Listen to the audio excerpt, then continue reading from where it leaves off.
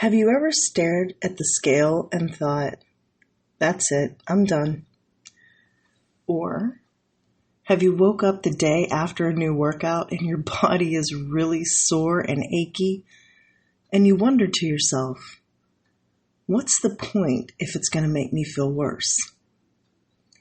You know, there are a lot of silent battles we fight every day. You know, the ones we don't share. The ones that make us feel like giving up. The ones that no one else sees when we're busy counting points or macros and everybody else is out counting memories. Welcome to Episode 8 of Making Mel Health in the Hustle. This podcast is a place where motherhood meets muscle, ambition meets exhaustion, and figuring out how to prioritize my health journey into the insanely beautiful chaos of my busy life is what I talk about. Some days it'll look messy, and some days flawless.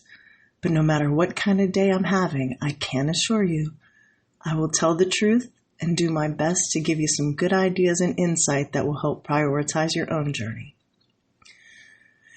Mindset isn't magic, it's maintenance. And wanting to quit is completely normal. You see, mindset is a muscle. And much like my beloved lifting, the mind needs reps and rest and reinforcement. My brain hit a wall on Wednesday evening this week. I've been pushing really hard the last 2 weeks. My first PhD course ended yesterday. And by 5 p.m., I had all my final work in, but my week did not go smoothly. Wednesday night, about 7:55 p.m., I hit a wall. I was working hard on my final paper, and I was about an hour or two from finishing it. So I kept pushing. I wanted to get done, but my brain kept resisting. Finally, after I read the same sentence about 6 times and could not understand anything that was written in front of me, I said, enough. I closed up the computer, I set up my water and coffee for the morning, straightened up my desk, and I went to bed. By 8:30, I was out cold. I know this because my Fitbit tracks it. Now, to the outsider, that might have looked like quitting, like I gave up. But I was really giving in. My mind had been fighting me for rest all week long, and I put it off because there was work to be done. Now I realize, and I have to concede, there is getting stuff done level, and then there is the Melanie version of getting stuff done. I admit my expectations for myself can be really high, but if we don't aim for the stars, how can we ever reach them? Right? Anyway, I needed to give in to my mind. See, my mindset is my most powerful tool. My brain in general is pretty powerful because I've worked on it most of my adult life, but it needs rest. You cannot run from 4 o'clock in the morning until 11 p.m. 5 or 6 days in a row and not hit a wall. That's right, ladies and gentlemen, I admit I'm human and I need sleep. But I kept pushing it off because I wanted the A. The problem is, you cannot push when you're not feeling it. Sometimes you have to stop. Now, notice, I didn't say quit.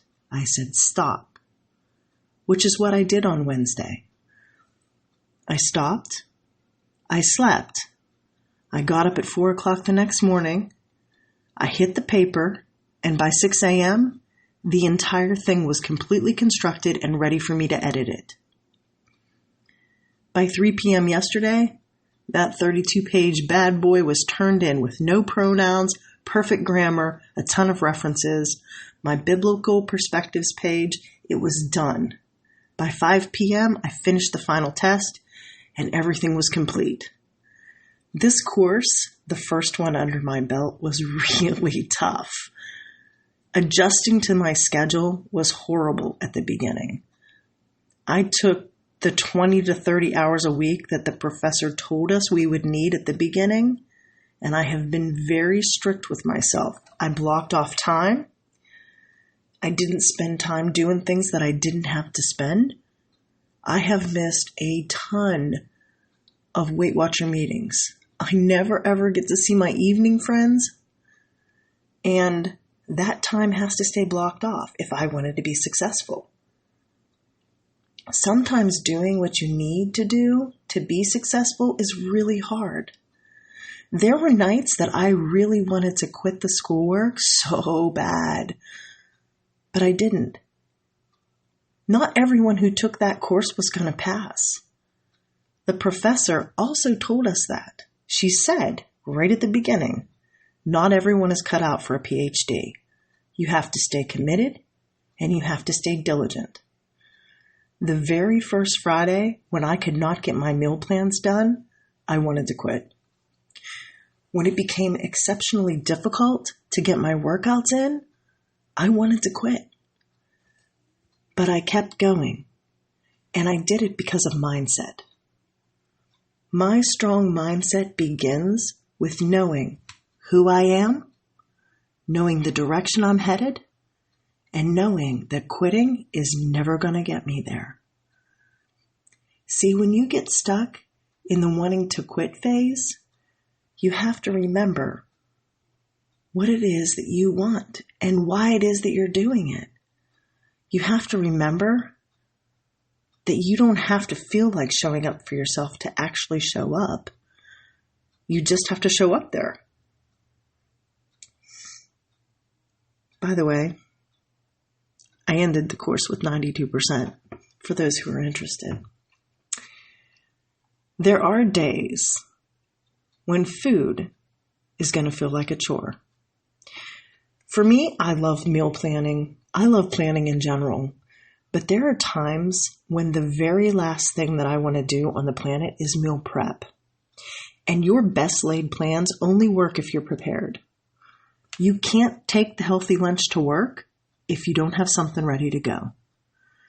You cannot plan the meals and then follow through on a night when you end up with a flat tire on the way home. Sometimes you need a backup plan that would keep you moving in the right direction and stop you from throwing in the towel. My friend Christy has amazing plans.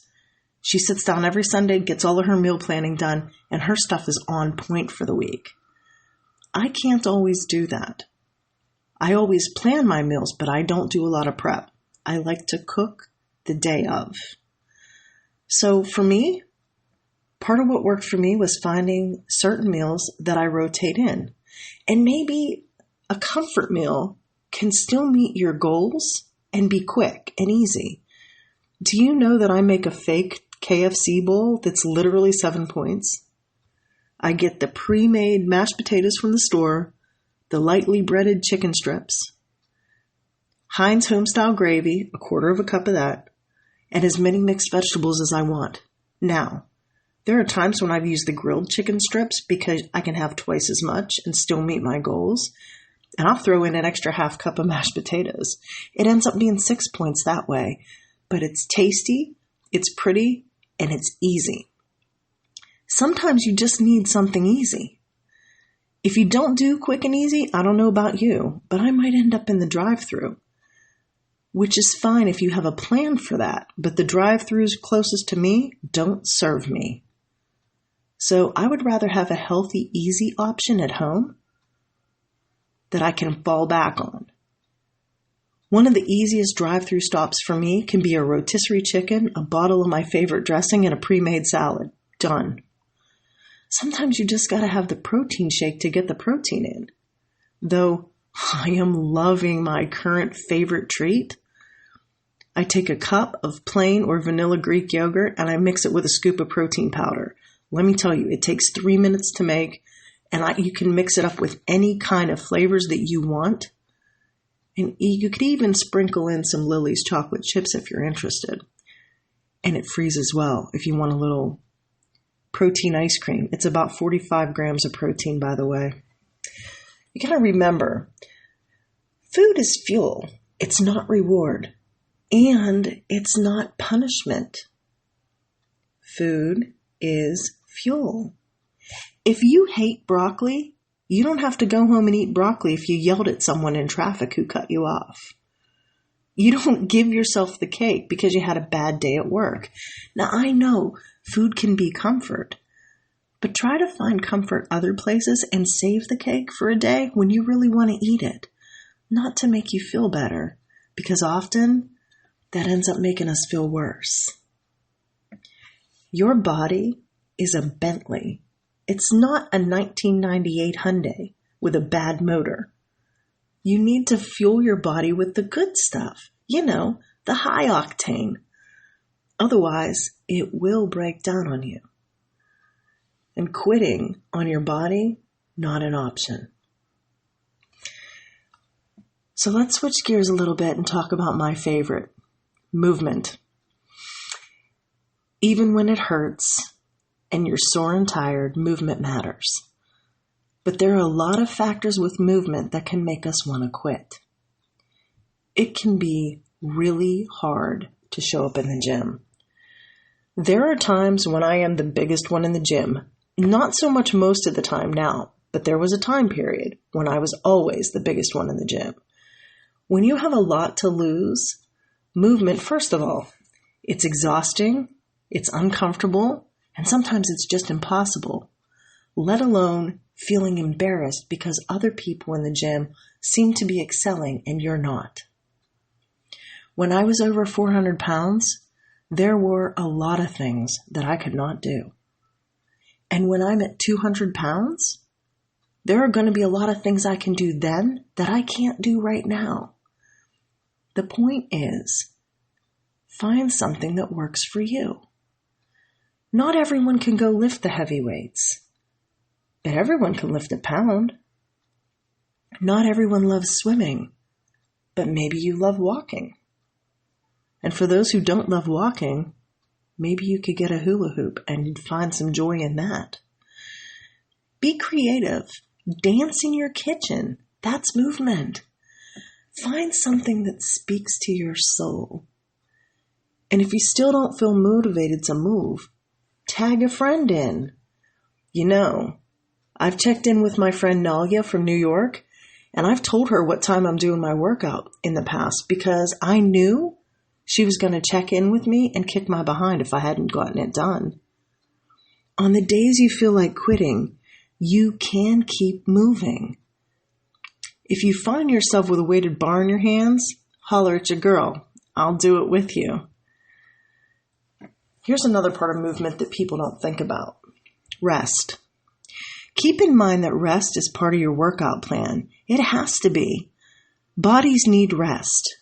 You cannot go hard every day and not wear your body out.